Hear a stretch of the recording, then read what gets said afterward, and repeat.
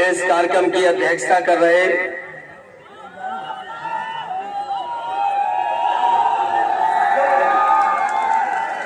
कुंवर देवेंद्र सिंह राजपूत जी, राष्ट्रीय अध्यक्ष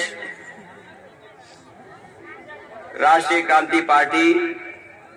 इस कार्यक्रम के संयोजक अभिलाष सिंह राजपूत जी, पूर्व ब्लॉक प्रमुख।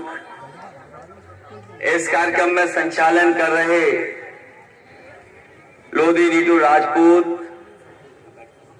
इस मंच पर उपस्थित समाजवादी पार्टी के जिले के अध्यक्ष आलोक साकी जी,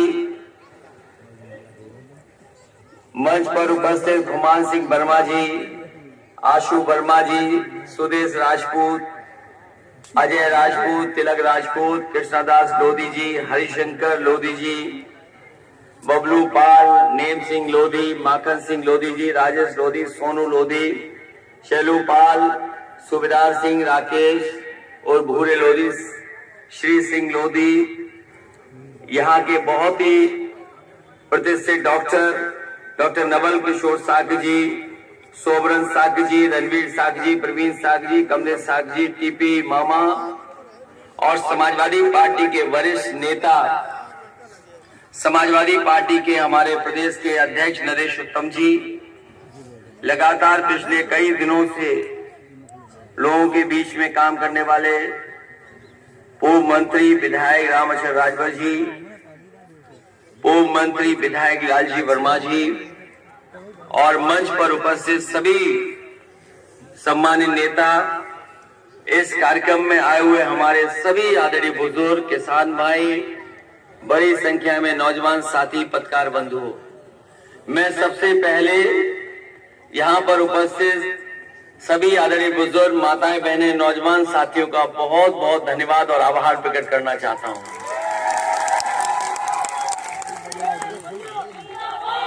चुनाव प्रचार का आखिरी दिन है, चुनाव प्रचार का आखिरी दिन है और मुझे ये महसूस हो रहा है और मैं ये कह सकता हूं आपके चेहरों को देख करके कि इस बार भूगांव की जनता इतिहास बनाने जा रही है।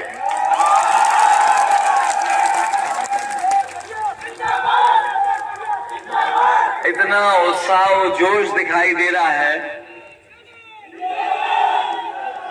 ये लगता है कि अब भूगांव विधानसभा को हम लोगों को गोद में लेना पड़ेगा, गोद लेकर के ही काम करना पड़ेगा। और कभी कभी मैं सोचता हूं कि भूगांव पीछे क्यों रहता था। ये हमारी कमी है, ये हमारी कमी है। बिल्कुल कन्नौज से जिसकी सीमा छूती हो वो पीछे कैसे रह सकता है। ये बहुत ही ऐतिहासिक धरती है। जिन हमारे साथियों ने इतिहास के पन्ने पलटे होंगे, मैनपुरी कॉन्स्पिरेसी के बारे में जाना होगा, वो जानते होंगे कि पंडित गैंदरलाल दीक्षित का कितना योगदान रहा है क्रांतिकारी आंदोलन को आगे बढ़ाने से लेकर के शाहजहांपुर के हमारे बिस्मिल क्रांतिकारी और उनके साथ न जाने कितनी हजारों की संख्या में जो क्रांतिकारी तैयार हुए थे देश को आजादी दिलाने के लिए। मैं आज इस मौके पर इस गांव में जब हूं तो उन तमाम क्रांतिकारियों को मैं याद करता हूं जिनकी वजह से हमारा देश आजाद हुआ है। और खासकर अलीपुर खेड़ा महान क्रांतिकारी स्वर्गीय दम्मीलाल पांडे की जन्मभूमि है। इसी मिट्टी में वो जन्मे और न केवल उनकी वजह से बल्कि उनसे प्रेरणा लेकर के बड़ी संख्या में क्रांतिकारी लोग यहाँ पर पैदा हुए हैं। जो लोग मैनपुरी कॉन्स्पिरेसी के बारे में जानते होंगे, अंग्रेजों ने पूरी ताकत लगा दी थी कि किस तरीके से पंडित गैंदरलाल दीक्षित जी को गिरफ्तार किया जाए, लेकिन उस समय अंग्रेज नाकाम रहे। और एक समय ऐसा भी आया था कि अंग्रेजों की पुलिस भागते भागते उन्हें यमुना के किनारे तक ले गए। जब उन्हें लगा कि शायद अब न पकड़े जा सकते हैं तो गैंदरलाल दीक्षित जी और बिस्मिल उनके साथी यमुना में कूद गए। पुलिस के लोग लोग फायरिंग करते रहे, अंग्रेजों के जो पुलिस थी फायरिंग करती रही, वो पानी से नहीं निकले। उन्हें लगा कि ये सब क्रांतिकारी शहीद हो गए हैं, लेकिन वो इतना पानी के अंदर तैर करके बाहर निकल गए। और उसके बाद जो संदेश दिया है, मैं समझता हूं क्रांतिकारियों की लड़ाई 1857 के बाद जितने भी आंदोलन हुए, कहीं ना कहीं हमारे जितने क्रांतिकारी मैनपुरी के रहे, जहां से शुरुआत हुई, गेंदाराम दीक्षित, पंडित दमीलाल पांडे का योगदान बहुत बड़ा है।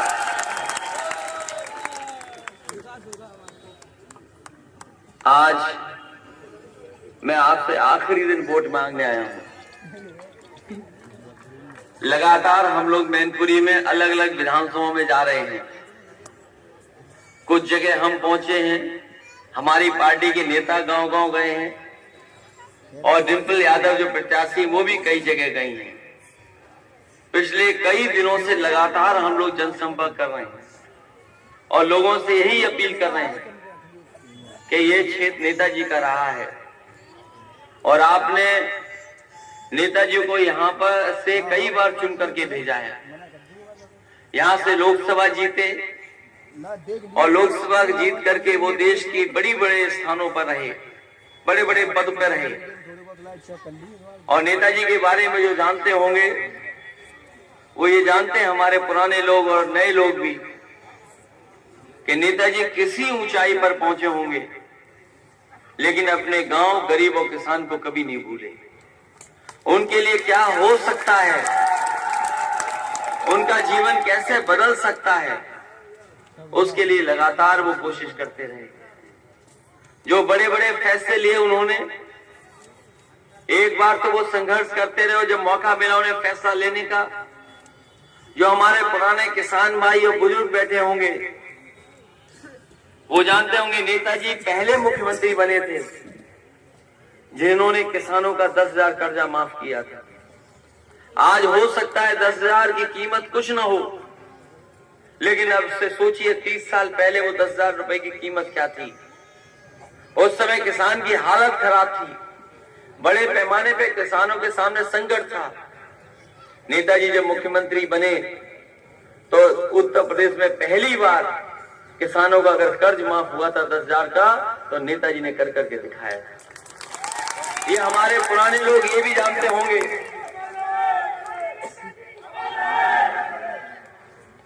कि जब किसान और छोटा व्यापारी अपना कारोबार या अपनी फसल को लेकर के निकलता था तो कई जगह उसे चुंगी देनी पड़ती थी, अपमानित होता था। किसान चुंगी से निकलता तो अपमानित होकर के निकलता था, छोटा व्यापारी भी अपमानित होता था। बहुत लोग चाहते थे कि ये चुंगी व्यवस्था खत्म हो, नहीं हो पाई, लेकिन जब नेताजी मुख्यमंत्री बने तो उन्होंने चुंगी व्यवस्था को भी हमेशा हमेशा के लिए खत्म कर दिया। हमारे किसान और व्यापारी लोग जानते हैं, जब वो देश के रक्षा मंत्री बने उससे पहले आप लोग जानते हो, जब कभी कोई शहीद होता था सीमा पर, हमारा जवान जब शहीद होता था उसका केवल वर्दी पहुंच जाती थी, बेल्ट आ जाती थी, टोपी आ जाती थी, उसे वो सम्मान नहीं मिलता था जो आज मिलता है। जिस समय नेताजी रक्षा मंत्री बने उन्होंने कहा कि जो शहीद होगा उसका पूरा सम्मान किया जाएगा और उसको पूरे सम्मान के साथ घर परिवार तक पहुंचाया जाएगा। जो अधिकारी थे, जो बड़े बड़े जनरल से लेकर के और लोग थे, उन्होंने कहा ये जो फौज में जवान है वो कई बार बहुत पहाड़ की चोटी पर शहीद हो जाते हैं, ऊंचाई पर शहीद हो जाते हैं, कभी घाटी में कोई घटना हो जाती है, कभी रेगिस्तान में, कभी सीमा में, कभी चीन के बॉर्डर पर। तो अगर हम जवान को उसके गांव तक लेकर के जाएंगे तो हमारा देश बहुत बड़ा है। कोई जवान दक्षिण भारत का है, कोई जवान हमारे बिहार का है, कोई जवान नागालैंड का है, और अलग अलग जगह घरों से न जाने कितनी दूर पोस्टिंग होती है उनकी। अगर शहीदों को सम्मान के साथ ले जाना पड़ेगा, उनका पार्थिव शरीर अगर गांव तक पहुंचाना होगा उनके परिवार के बीच में, तो सरकार के बजट का बहुत पैसा खर्च हो जाएगा। पैसा कहां से आएगा, बजट नहीं है उतना। नेताजी जान